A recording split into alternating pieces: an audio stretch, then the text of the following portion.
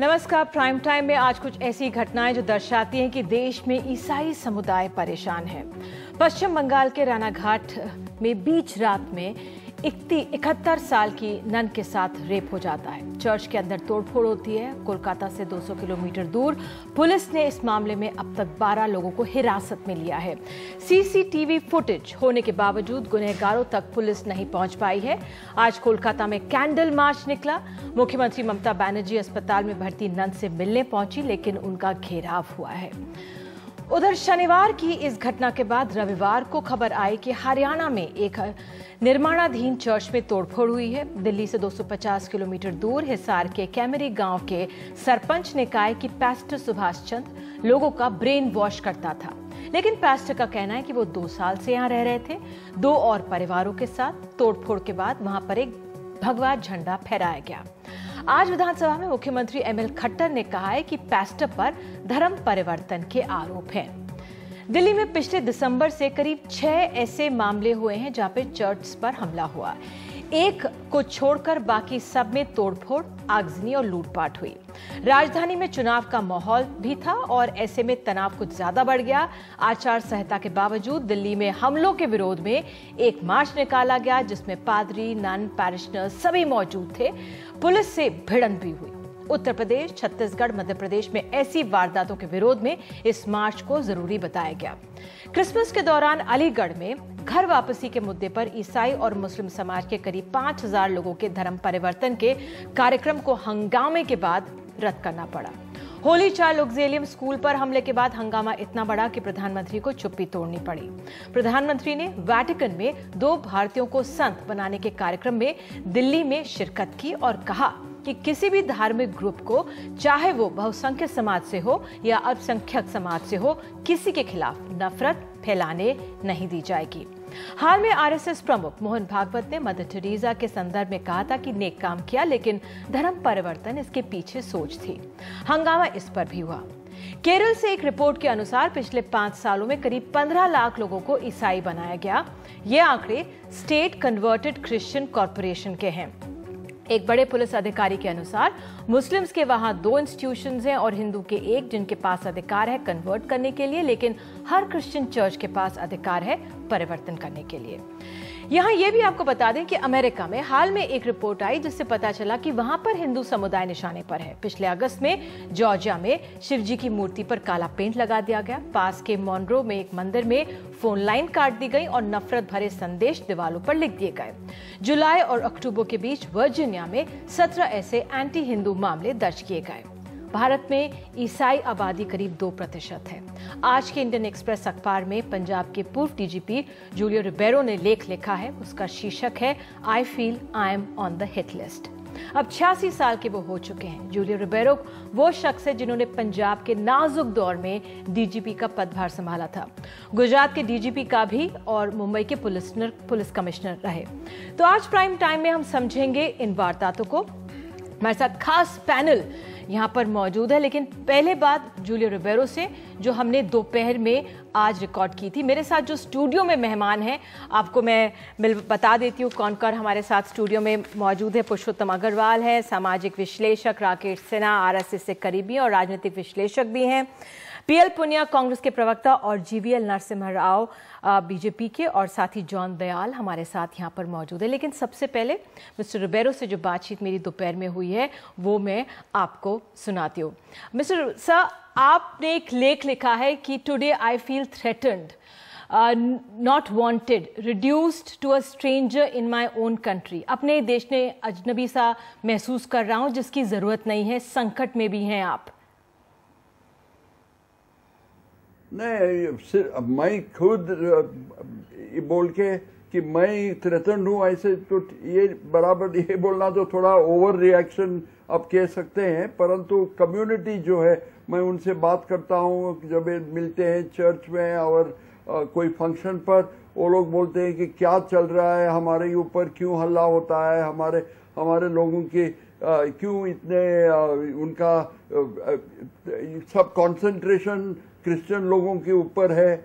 हम तो soft target है और सॉफ्ट टारगेट पर क्यों वो लोग इतना ये करते हैं, हमला करते हैं। ये तो जब सुन के मुझे लगा कि ये मैं कुछ बोलना चाहिए, इसलिए मैं ये लेख भेजा है अपना इंडियन एक्सप्रेस को। आपने लिखा है कि ये क्या एक कोइंसिडेंस है या फिर वेल थॉट आउट प्लान की बीजेपी की सरकार में शांति प्रिय समुदाय को टारगेट बनाया जा रहा है? देखिए, ये जब नरेंद्र मोदी साहब जब ये करते थे प्रोपोगंडा, पहले इलेक्शन के पहले वो हमेशा कहते थे कि इट इज हम तो डेवलपमेंट, ये हमारे प्लैंक सिर्फ डेवलपमेंट है और लोगों को जॉब्स, हम जॉब्स के बारे में सोच रहा हूँ। और इसलिए वो ये एस्पिरेशनल लोग जो है, यंग पीपल, हमारे रिश्तेदार भी, हमारे नेव्यू, सब ऐसे और ग्रैंड चिल्ड्रन, ये सब उनको वोट दिया है। क्यों? उनको वो बोला है कि ये आदमी बहुत ठीक है, अच्छा, वो सही बात करते हैं और ये जो करप्शन था पहले ये सब खत्म कर देंगे। तो हमारे बहुत भरोसा था, अभी भी हमारे भरोसा है कि मोदी साहब तो कुछ तो करेगा। परंतु वो आने के बाद ये सब जो इतना ये आ गए उनको ताकत कि ये राष्ट्र सिर्फ हिंदू लोगों का है, ये तो बिल्कुल गलत है। और इधर 15% लोग हिंदू नहीं है, उनको भी जीने देना चाहिए ये, और वो भी कंट्रीब्यूट कर रहे हैं। हमारी क्रिकेट टीम में आप देख लीजिए, क्रिकेट तो अभी एक रिलीजन है, उसमें भी मुसलमान है और क्रिश्चियन है, तो क्यों ऐसे बात करना, ये तो बिल्कुल गलत बात है। प्रधानमंत्री ने हाल में आश्वासन दिया था ईसाइयों के एक समारोह में जाकर, क्या आप उससे संतुष्ट नहीं हैं?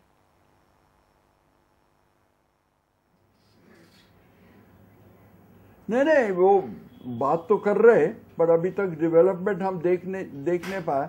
सिर्फ ये बात हमेशा सुनते रहते हैं कि घर वापसी और ये क्रिसमस का, अभी क्रिसमस के दिन उस रोज ही ये कर दिया, सब लोगों को बुलाया काम के लिए। अरे ये तो क्या बात है, ये दिवाली के दिन में कोई किसी को बुलाएंगे? ऐसे नहीं बुलाएंगे। तो अब यहाँ क्यों ये छोटा सा कम्युनिटी है, उनके ऊपर क्यों हल्ला कर रहे हैं? ये दिस इज एब्सोल्युटली अनएक्सेप्टेबल। तो वो जो बात कर रहे हैं उसका अमल बजावनी करना चाहिए। वो देखना दो हमको जमीन पर कि ये तो जो कहते हैं सही आदमी है और सही बात जो करता है, ये देखना चाहिए ना। इंस्टेड ऑफ अवेजी, उसके अवेजी हम ये देखते रहते हैं घर वापसी और ये हाँ, गुड गवर्नेंस तो अच्छा है, परंतु वो क्या लव जिहाद और ऐसी बात करते रहते हैं। सर, आपने तमाम उदाहरण दिए हैं अपने इस लेख में ईसाइयों के देश में योगदान के, जब आपने देश में सेवा की और पंजाब में जब आपने आरएसएस के लोगों की मदद की थी। दुख हो रहा है आपको ये सब याद करके? आप नहीं, ये तो बहुत जरूरी बात था कि ये बताना चाहते थे कि देखो अब हम तो कुछ फर्क नहीं किया है, हम हमारे ड्यूटी किया है, हमारे जो ये था ड्यूटी था वो मैं उसका अमल बजावनी किया है। तो अब अभी ये सरकार की ड्यूटी है कि सब लोगों को लेके 100%, 85%, 90, तो सब 100% को लेके उनका उन्नति करना चाहिए, उनका सब हित देखना पड़ेगा। तो ये बताना चाहते थे कि देखो कोई ऐसे डिफरेंस नहीं करना चाहिए। हम तो डिफरेंस नहीं किया है, हमको जब हमको ये काम दिया, तो इसलिए तो अभी अब लोग पावर में आए, सत्ते में आए, सब लोगों को साथ लेना चाहिए। सभी का विकास हो, यही प्रधानमंत्री कह रहे हैं। मोहन भागवत तो प्रधानमंत्री नहीं है, प्रधानमंत्री के आश्वासन से के ज्यादा मायने हैं इस समय, तो ये समझना जरूरी है। हाँ, बराबर है। अब मैं नहीं ये बोलता हूँ, मैं सिर्फ ये जो एक्सट्रीम राइट जो है, हर एक कम्युनिटी में एक्सट्रीमिस्ट रहते हैं, आप जानते हो।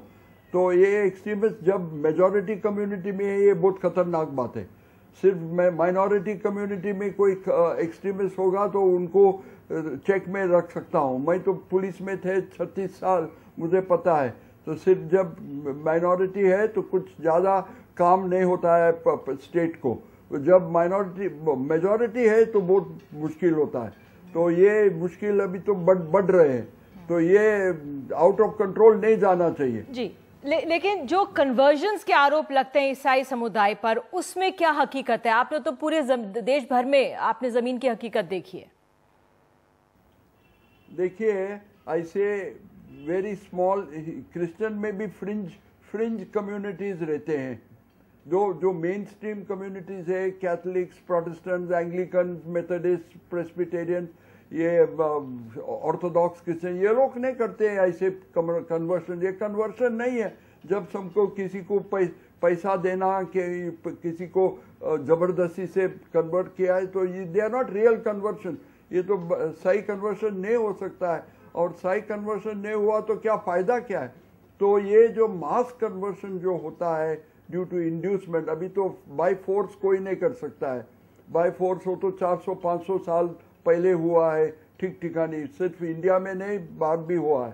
तो अभी तो फोर्स नहीं हो सकता है। तो बाय इंड्यूसमेंट जो करते हैं, ये तो बिल्कुल गलत बात है, नहीं होना चाहिए। हम भी, I am also of that, in fact I am against all conversion. कोई कन्वर्शन की कोई जरूर नहीं है। तो कन्वर्शन क्या करना चाहिए कि एक हिंदू है कि उसको अच्छा हिंदू बनाना, क्रिश्चियन है वो भी, वो लोग क्रिश्चियन जो चर्च को आते हैं और गलत काम किया है तो कौन सा प्रकार का क्रिश्चियन है? तो ये तो सब वो कन्वर्शन होना चाहिए, that to do good things. अच्छे लोग मिले तो हमारे देश में, तो देश का भी फायदा हो सकता है। सर, आपने लेख में लिखा है, what should I do, what can I do to restore my confidence. तो ये भरोसा कैसे वापस या बढ़ सकता है?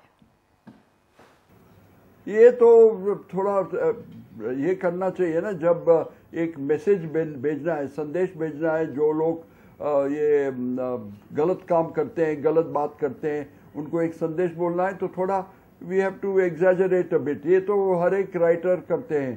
तो आप बोल सकते हैं कि that what should I do to, I am quite confident, मैं खुद कॉन्फिडेंट हूँ, परंतु हमारी जो कम्युनिटी है और जो बात करते हैं हमसे, हम तो I feel sad for them. हम तो I can look after myself. हर एक आदमी तो संभाल नहीं सकते हैं ना, वो उनका ये डाउन हो गए, उसका मोरल, तो वो ठीक से प्रोडक्शन भी नहीं कर सकेंगे। You must produce more in order to be in this country to advance. Sir, आखिरी सवाल, कोलकाता में जो बुजुर्ग नन के साथ हुआ है और हरियाणा से जो खबरें आ रही हैं, आप क्या देख रहे हैं इसके पीछे? ये तो कलकत्ता की वो जो हुआ है वो हम ठीक से पता नहीं है हमको क्या हुआ है।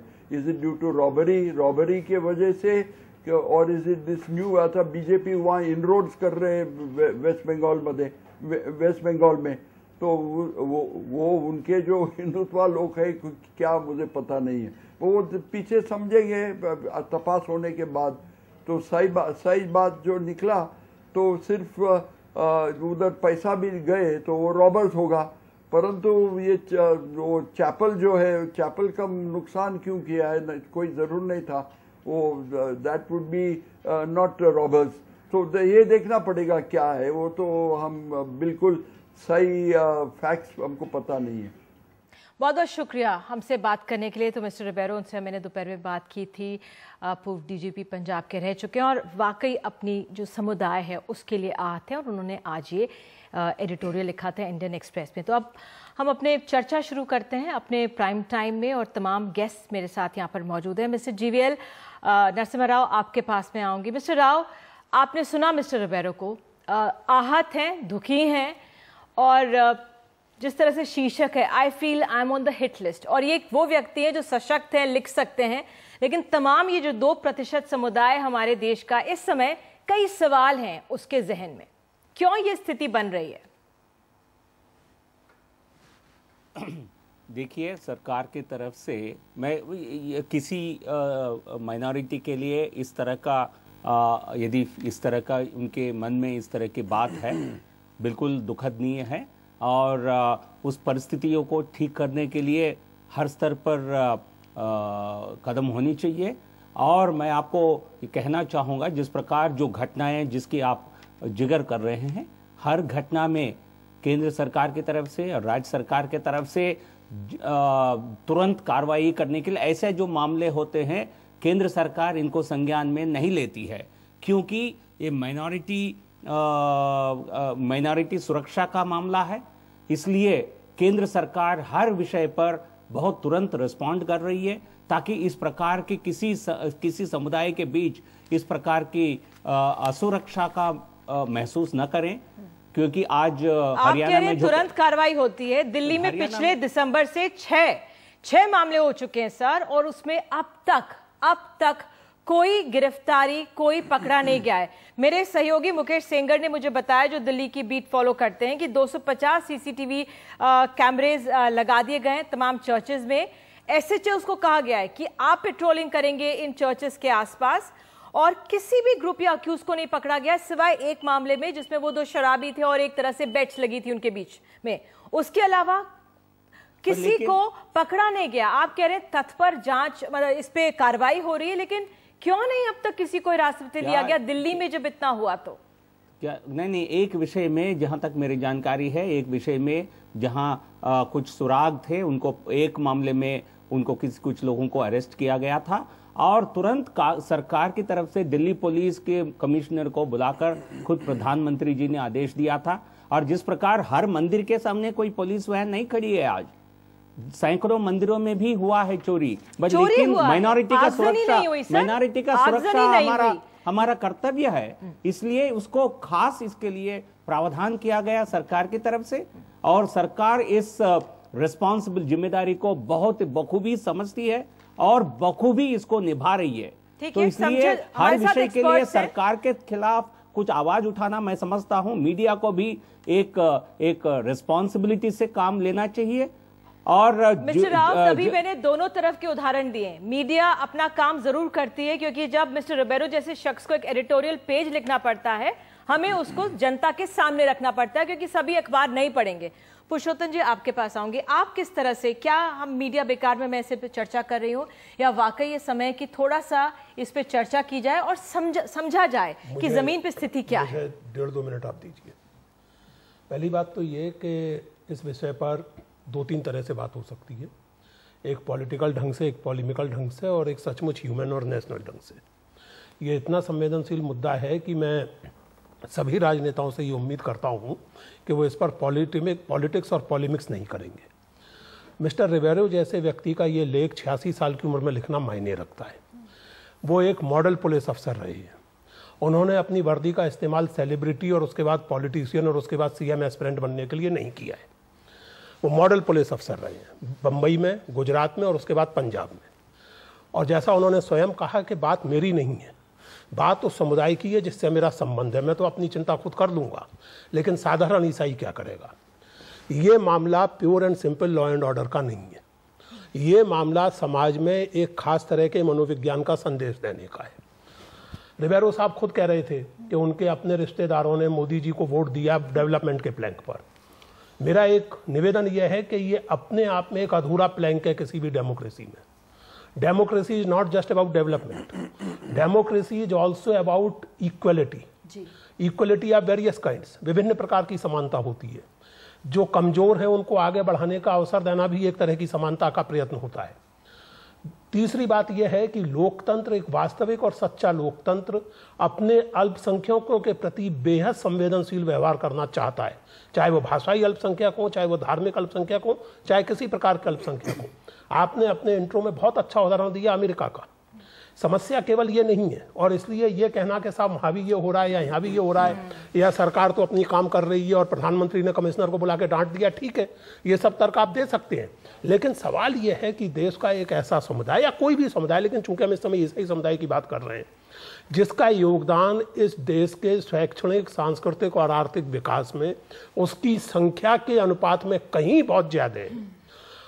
उसको अगर उसके ऐसे प्रमुख लोगों को असुरक्षा का बोध होने लगे तो ये केवल भाजपा के लिए नहीं, ये समूचे राजनीतिक सत्ता तंत्र के लिए चिंता का विषय होना चाहिए। ये सभी सोचने समझने वाले लोगों के लिए चिंता का विषय होना चाहिए। मुझे अच्छा लगा था जब उस समय एक कैनोनाइजेशन सेरेमनी में प्रधानमंत्री जी ने कहा कि मेरी सरकार सुनिश्चित करेगी कि कोई भयभीत ना अनुभव करे धार्मिक कारणों से। लेकिन जमीन पर क्या हो रहा है, असली मुद्दा तो ये है ना। और इसलिए मुझे लगता है कि इस मामले में मैं फिर से कहूंगा कि पॉलिटिकल और पॉलिमिकल आर्गुमेंट एक तरफ करें, सचमुच थोड़ी संवेदनशीलता के साथ सोचें और लोकतंत्र को केवल हप्पू किस्म के, हप्पू के जो मिल जाए सो खाते जाओ, उस तरह के विकास का माध्यम ना माने। लोकतंत्र का मतलब लोगों में संवेदनशीलता का विकास करना भी होता है, जिसका एक बड़ा भारी पहलू यह है कि जो भी आपके समाज का अल्पसंख्यक है किसी भी प्रकार का, वो एक खास तरह से सुरक्षित अनुभव करे। इसीलिए हम अमेरिका की आलोचना कर रहे हैं, क्योंकि वहां ये सुरक्षा आप नहीं दे पा रहे। इसीलिए हम दुनिया के किसी भी अपने आप को लोकतंत्र कहने वाले समाज की आलोचना करेंगे और करनी चाहिए। और इसलिए इस समय जो देश की शासक पार्टी है, ये उसकी प्रमुख जिम्मेवारी बनती है कि वो एक ऐसे वातावरण का निर्माण करे, जैसे रिबेरो साहब ने कहा और आपने कहा कि ऐसा क्यों होता है कि जब भाजपा सत्ता में है तो ऐसी स्थितियां ज्यादा बनने लगती हैं। मीडिया को दोष दे देना बहुत आसान है, थोड़ा सा एक आत्मावलोकन भी इन लोगों को करना चाहिए। ठीक है, मीडिया को दोष दे। राकेश जी, क्यों ये परसेप्शन हट नहीं रहा है प्रधानमंत्री के चेतावनी के बावजूद? आज अखबार में मैंने पढ़ा या कल मैंने अखबार में पढ़ा कि आरएसएस ने कहा कि हम प्रधानमंत्री के साथ पीछे खड़े आएंगे, रहेंगे लगातार। क्यों लेकिन ये परसेप्शन नहीं आ रहा है कि प्रधानमंत्री तो विकास की और सबका साथ सबके विकास की बात करते हैं, लेकिन फिर बयानबाजी और इंसिडेंसेस ऐसे जारी रहते हैं? पहले मैं कुछ कहने से पहले, कोलकाता में जो एक नन के साथ बलात्कार हुआ, मैं अपनी माँ के समान उस नन के इस दुखद घड़ी में और आहत मन के में मैं उनके साथ खड़ा हूँ। और ऐसा लगता है जैसे कि उनके साथ नहीं, मेरे घर की किसी महिला के साथ ऐसा हुआ है। यह कहते हुए मैं एक बात कहना चाहता हूँ कि भारत के ईसाई समुदाय को किसी भी तरह से खतरा महसूस करने की कोई कारण नहीं है। रिबेरो साहब ने जो आज कहा, रिबेरो साहब ने आज जो कहा, मैं उन पर कोई टिप्पणी नहीं करूंगा। वो जितनी भी गलत बात करेंगे, राष्ट्र के लिए जितना उन्होंने योगदान दिया है, मैं उनको सैल्यूट करता रहूंगा और इसलिए मैं उन पर कोई अभी टिप्पणी नहीं करूंगा। मैं दूसरी बात यह कहना चाहता हूँ कि आपने एक बहुत अच्छे शब्द, गलत क्या बात नहीं, अभी मैं उसमें बहस नहीं करना चाहता हूँ। मैं एक उस पर आऊंगा। मैं आपने एक शब्द का प्रयोग किया, बहुत अच्छा शब्द का प्रयोग किया, कैसा परसेप्शन क्यों बना हुआ है। निधि जी, मैं दो घटनाओं का जिक्र करूंगा, बड़ा दुखदायी घटना है। बेंगलोर में, और जॉन दयाल साहब बैठे हुए हैं, जून जुलाई 2000 ईस्वी में जब भारतीय जनता पार्टी का अटल बिहारी वाजपेयी की सरकार केंद्र में हुआ करती थी, लगातार सीरियल ब्लास्ट हुआ चर्च पे। 30 लोगों का ईसाई डेलीगेशन 11 जून को आंध्र प्रदेश के हैदराबाद में हुआ, बेंगलोर में हुआ, आंध्र प्रदेश के मुख्यमंत्री से मिला और बयान जारी किया कि राष्ट्रीय स्वयंसेवक संघ और उससे जुड़े संगठन ये काम करवा रहे हैं। सोनिया गांधी से लेकर अजीत जोगी, स्वर्गीय राजशेखर रेड्डी ने सबने आरएसएस और हिंदुत्व संगठनों को दोषी बनाया। अंततः क्या हुआ, एक ट्रैफिक पुलिस ने जो किसी गाड़ी को पकड़ा, उससे इन्वेस्टिगेशन होते होते दीनदार अंजुमन नाम की एक संस्था पकड़ी गई, जिसका पाकिस्तान में बेस है, 1924 में स्थापित हुआ और सारी बातें खुल गई। चलिए, ये मैं एक बात आता हूँ। अभी 2012 की या 13 घटना है, मैंगलोर में चर्च की प्रॉपर्टी नष्ट हुई, तुरंत बयान आना शुरू हुआ कि आरएसएस और उसके हिंदुत्व संगठनों ने करना शुरू किया। मैंगलोर में अपनी जगह पर 7 लोग अरेस्ट हुए, 7 ईसाई थे। झबुआ में नन के साथ रेप हुआ, 4 नन के साथ रेप हुआ था 1998 में, जो 24 लोग पकड़े गए थे उसमें 12 क्रिश्चियन पाए गए थे। लेकिन दिग्विजय सिंह मुख्यमंत्री थे, उन्होंने बयान दिया कि आरएसएस के संगठनों ने किया। उन पर झबुआ कोर्ट ने झबुआ कोर्ट ने वारंट जारी किया। बाद में भोपाल में कोर्ट में उन्होंने 5000 रुपए की सिक्योरिटी जमा की, वारंट समाप्त हुआ और बाद में जो पकड़े गए, देखिए अंतिम वक्ति मान के चाहता हूँ। देखिए, जब किसी इस तरह की घटना दुखदाई है, चाहे चोरी की चर्च में घटना हो या अनजाने में क्रिमिनल करे, दुखदाई है, नहीं होना चाहिए। राज्य को कड़ी कार्रवाई करनी चाहिए, तत्परता करनी चाहिए, नहीं करती है तो निंदनीय है। लेकिन मैं एक साथ और अंतिम बात कहना चाहता हूं कि जब आप सीधे हिंदुत्व संगठनों पर आरोप लगा देते हैं तो आप क्रिमिनल्स को बचने का और क्राइम को रिस्पेक्टिविटी देने का काम कर रहे हैं। काम नहीं हो रहा ना, काम कर रहे हैं। जॉन दयाल साहब, ये तो उन्होंने चंद उदाहरण हमारे सामने रख दिए कि जिसमें क्रिश्चियन समुदाय के लोग ही मौजूद थे और ऐसा हो सकता है। लेकिन जिस तरह से ये पूरे मामले लगातार बढ़ रहे हैं और अभी पूरी डिटेल रिपोर्ट्स नहीं आई हैं, तो उसमें मैं ज़्यादा नहीं जाऊंगी। जो ये हरियाणा में हुआ और जिस तरह से हमारे कोलकाता में हुआ है। लेकिन जो ये परेशानी है, एक और अखबार ने इस संडे को पूरा उसमें निकाला था, संडे मार्च हिंदुस्तान टाइम्स ने, कि किस तरह से दो समुदाय, Catholic secular forum, Mumbai based human rights organisation, और evangelical fellowship in India, Delhi based organisation, और तमाम जो पूरे देश में समुदाय, ईसाई समुदाय पर अटैक हो रहे हैं या जो भी वहाँ पर हो रहा है, वो सब हमारे सामने रखा है। क्या ज़मीन पे, ग्राउंड पे क्या सिचुएशन है? अगर मैं राकेश जी की बात मानूं, और उसके पहले मैं इनका धन्यवाद भी पेश करता हूं और इनके जो लार्ज हार्टेडनेस है उसकी भी दाद देता हूं कि इन्होंने कलकत्ता में उस नन जिसके साथ बलात्कार हुआ अपनी संवेदना की, और उससे भी बड़ी बात कही, महासमान कहा। ये मेरी सराखों पर है ये आपकी बात, और यही मैं काश सब लोग इस बात को समझते तो सिर्फ इस नन के साथ, इस साध्वी के साथ बलात्कार नहीं होता, किसी भी महिला के साथ बलात्कार नहीं होता। मैं भी अपनी संवेदना अपने आहत बहन को देता हूँ, मेरे बहन समान है, और अपने आहत की देश की बाकी महिलाओं को भी अपनी संवेदना देता हूँ। मगर राकेश की बात अगर मैं मान लूँ तो ये सारे 150 कांड ईसाइयों ने किए होंगे। ये तो जले पर थोड़ा सा नमक छिड़कने वाली बात है, थोड़ा सा नमक छिड़क जा रहा है, और मैं भी थोड़ा सा तिल मिला रहा हूँ। जैसे कि मैं राव साहब की बात से कहता हूँ कि मंदिरों में भी चोरी हो रही है, तो उस सरकार को जो अपने मंदिरों को नहीं बचा सकती, हिंदुओं की आस्था नहीं बचा सकती, वो ईसाइयों की, मुसलमानों की, बुद्धिस्ट की, जैनियों की आस्था क्या बचाएगी? तो ये तो कोई बहाना नहीं हुआ, ये कोई एक्सक्यूज नहीं हुआ। एक और बात बीच में आई थी, आप पढ़ रही थी कि कन्वर्जन, भारत में कोई भी चर्च कन्वर्जन नहीं करता, आदमी करता है, और वो गुनाह नहीं है। गुनाह जो कोर्ट ने कहा है, सुप्रीम कोर्ट ने रूलिंग दी है, फोर्स और फ्रॉड, बेईमानी से या धमकाने से। और आज के ज़माने में कोई ईसाई की हिम्मत कि किसी को धमका पाए? पुलिस वाला हिंदू, थानेदार हिंदू, जज हिंदू, अकेला ईसाई पादरी वहाँ पर क्या कर पाएगा? हिसार में किसको क्या करेगा? भपके भी नहीं दे सकता। क्या घूस दे रहा है? पकड़ के उसको बंद कर दीजिए। नहीं, आपने खुद रिबेरो साहब को सुना? मैं बता तो रहा हूँ, उसी की बात कर रहा हूँ मैं। रिबेरो साहब ने खूब कहा, रिबेरो साहब पुलिस वाले हैं, ईसाई भी हैं, पुलिस वाले भी हैं। आपने, उनकी दोनों नज़रें ठीक ठाक हैं, पुलिस की नज़र है। कैथलिक है मेरी तरह, हम कैथलिक लोग बाकी को कभी कभार थोड़ी सी हिकारत से देखते हैं, अपने आप को हम बड़े ब्राह्मण समझ के चलते हैं, दूसरे को कहते हैं कि हमने नहीं किया, किसी और ने किया है। मगर किसी भी भारतीय नागरिक का मेरा अधिकार है, कल मैं हिंदू बनूं, कौन रोक सकता है मेरे को? कल मैं मुसलमान बनूं, कौन रोक सकता है मेरे को? मेरा अधिकार है। आप मेरे को इंसान बना दे, यही काफ़ी है। आप मेरे को कुछ नहीं बना सकती, ना ईसाई बना सकती मेरे को, ना मुसलमान, ना हिंदू। ये अधिकार हमको कॉन्स्टिट्यूशन से मिला है, 25 से मिला है, और बाकी संस्थाओं से मिला हुआ है। हमको इसके अंतर्गत सारा काम हो रहा है। मगर जो मैं कहना मांग रहा हूँ, जो असली बात है, अब आप ये सोचिए, यहाँ पे हिसार में चर्च तोड़ा गया, और वहाँ पे क्या बहाना बन रहा है कि लोग कह रहे हैं कि हमारे मोहल्ले में चर्च नहीं बनेगा। कि उन लोगों की समझ में क्या हो रहा है, उस समझ के बारे में आप क्या कर रहे हैं? चर्च के ऊपर आपने भगवा क्यों लगाया? भगवा मर्जी से लगा, भगवा कोई अच्छा रंग है, कोई बुरा रंग नहीं है। मगर जब आप उसको गिरजे पर लगाते हैं तो उसका एक भावार्थ भी आ जाता है।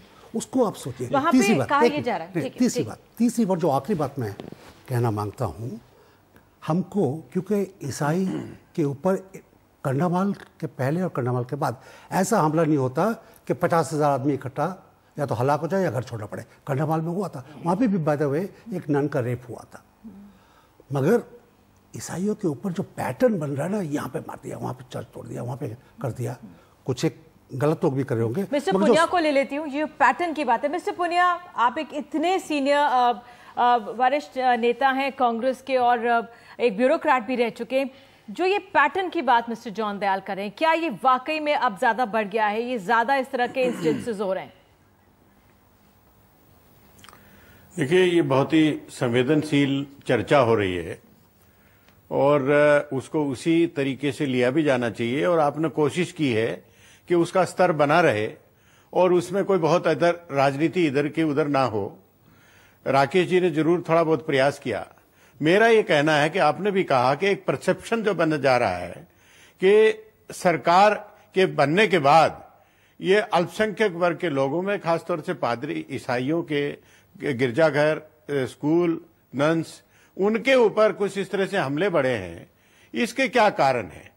मैं तो ये समझ रहा हूं कि प्रधानमंत्री जी ने बहुत अच्छा काम किया जब उन्होंने सार्वजनिक मंच से घोषणा की कि इस तरह की हिंसा कोई बर्दाश्त नहीं होगी, इस तरह से कोई डरा धमकाना नहीं होगा और सबको अपने धार्मिक स्वतंत्रता है, उसके कोई दखलंदाजी नहीं दी।